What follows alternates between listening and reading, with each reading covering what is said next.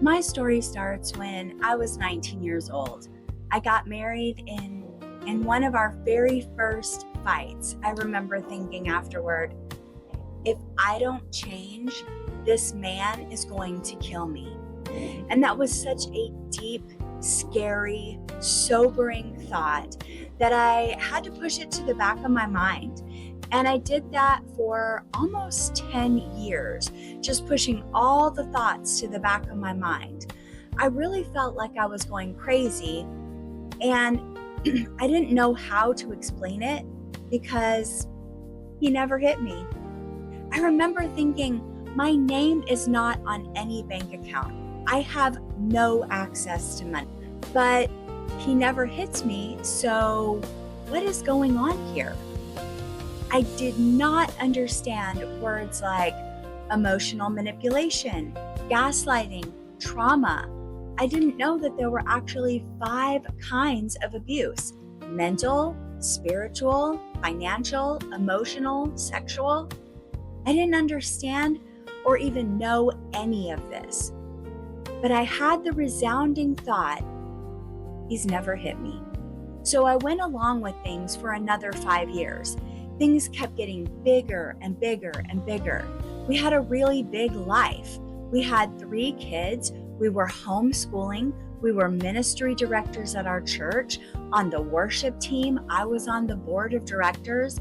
Our life looked very much one way on Sunday and completely different Monday through Saturday. And those days were a living hell in our home. During those days, I didn't want to tell anyone or bring it up. So for another 5 years, this went on. And those 5 years were the darkest I ever felt. I started suffering from PTSD, adrenal fatigue. I was embarrassed and ashamed. I couldn't even tell my friends because they were also leaders in the church, and I didn't want to tarnish his reputation or make him look bad to anyone. And I was ashamed because my marriage looked awful inside closed doors, but on the outside, it appeared great. I was confused, and I wondered where God was even at. What was happening in my life? We did finally decide to go to a really well-known counseling center in a different state. And while we were there, many great things happened through that experience. But one thing I've noticed then and since then, a lot of times, the answers given to women are to be more submissive, be more sexually available, and be less selfish. Now, those are good and biblical things. But when you're in an abusive situation, those things feel like a noose around your neck because you're already doing that. You're already trying to constantly comply with what Scripture tells you. You're searching out Scripture. You're fasting. You're believing God for your marriage. You're already doing those things. You are doing your absolute best, 90% above and beyond what is called for. But there's so much pressure coming from all sides, from Scripture, even if it's misinterpreted, and it just piles on to the trauma that you're already feeling. And I was experiencing all of that. Everything was just getting so twisted in my mind about my own life.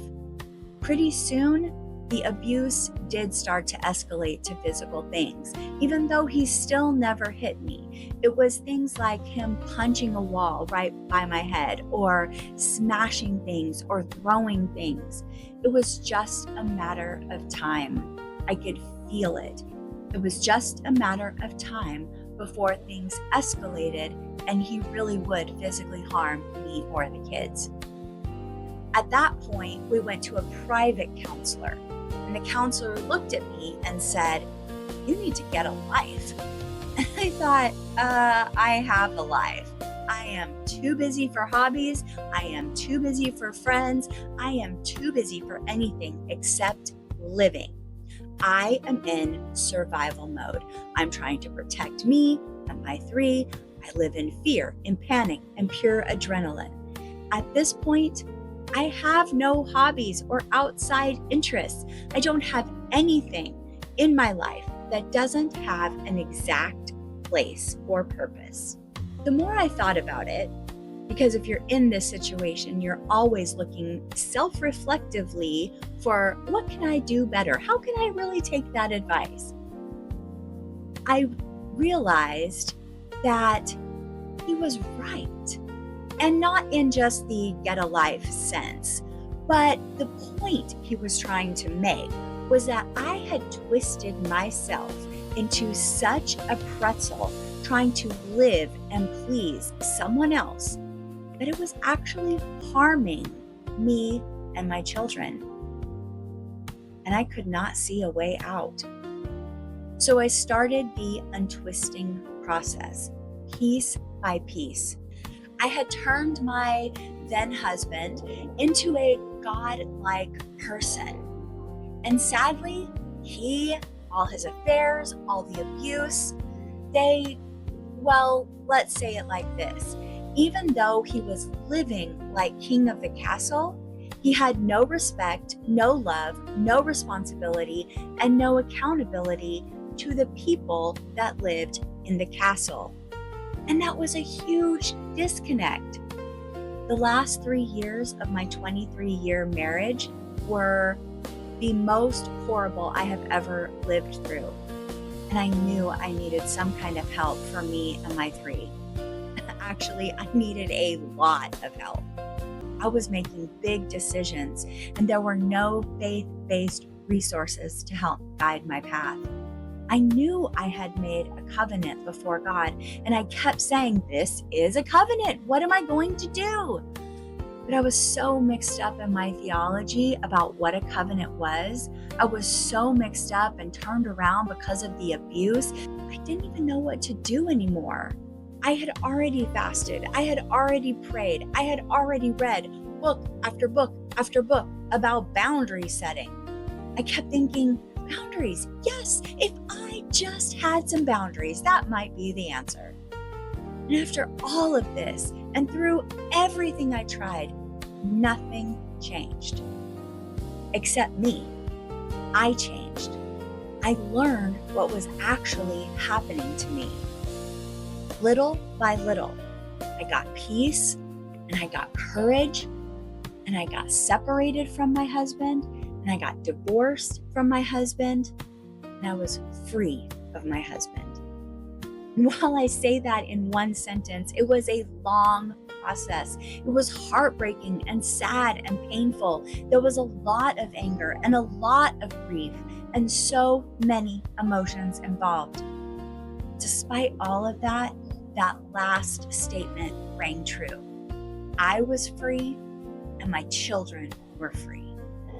And God used that to redeem a lot of brokenness. Statistics show that 1 in 3 women are in the same position. They're just like me.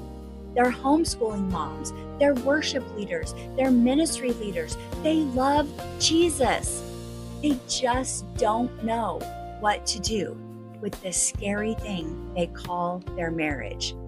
They have big fears about finances, their children, their future, their children's future, their relationship with God after a divorce.